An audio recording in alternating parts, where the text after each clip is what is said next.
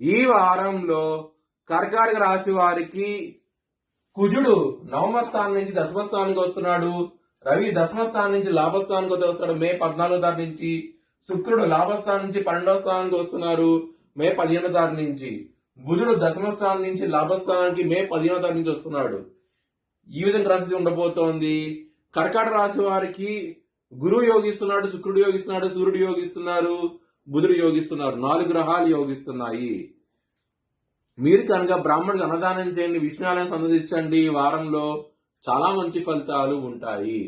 సోమవారం, మంగళవారం, బుధవారం రోజున ముఖ్యమైన పనులు స్టార్ట్ చేయకండి. స్టార్ట్ చేసిన వ్యతిరేకత ఫలితాలు వచ్చే అవకాశం ఉంటుంది.